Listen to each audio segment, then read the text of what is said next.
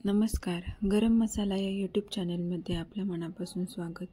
आज आपण पाहणार आहोत सगळ्यांचाच आवडता, अगदी लहान मुलंही खातील असा आलू पराठा. तर त्यासाठी लागणारं साहित्य: एक मध्यम आकाराचा बारीक चिरलेला कांदा, 2 उकडून घेतलेले आणि स्मॅश केलेले बटाटे, 2 हिरव्या मिरच्या, कढीपत्ता, 1 टेबलस्पून किसलेलं खोबरं, 7 ते 8 लसूण पाकळ्या, फोडणीसाठी 1 टीस्पून मोहरी, 1 टीस्पून जिरे आणि कोथिंबीर.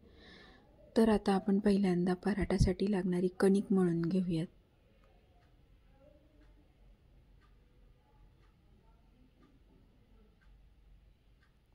कणिक ही मऊसर मळायची आहे, जास्त घट्ट पण नाही आणि जास्त पातळ पण नाही. आपली कणिक मळून झालेली आहे. आता आपण हिरव्या मिरच्या, लसूण, खोबरं, जिरं त्याचं आपण ओबडधोबड असं मिक्सरमध्ये बारीक वाटून घेऊयात.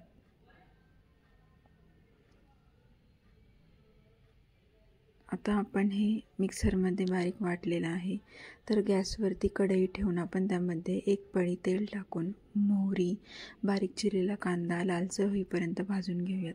त्याच्यानंतर आपण हिरव्या मिरचीचं वाटण, हळद टाकून स्मॅश केलेला बटाटा टाकून छान सारण परतून घेऊयात. आपलं सारण छान परतलं गेलेलं आहे. आता आपण पराठा लाटायला घेऊयात. कणिक ही तेलामध्ये चांगली रगडून घ्यायची आहे. कणिक रगडून झाल्यानंतर त्याचे 2 गोळे करून आपल्याला त्यात सारण भरायचं आहे. सारण भरून झाल्यानंतर आपल्याला त्याचा पराठा लाटायचा आहे. पराठा लाटल्यानंतर गॅसवरती आपण तवा आपला तापलेला आहे. तर त्यामध्ये आपण लाटलेला पराठा दोन्ही साईडनी भाजून घेऊयात.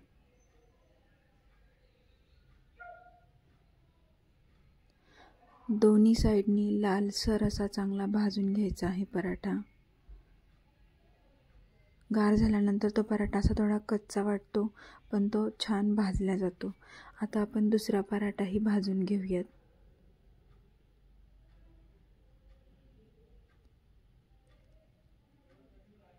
छान असा खरपूस तेल लावून भाजून घेऊयात. तेलाच्या ऐवजी तुम्ही तूप किंवा बटरही वापरू शकता. तर बघा, असा झालेला आहे आपला आलू पराठा तयार.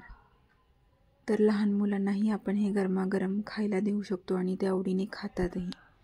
त्याच्याबरोबर आपण सॉस, दही किंवा पुदिन्याची चटणीही खाऊ शकतो.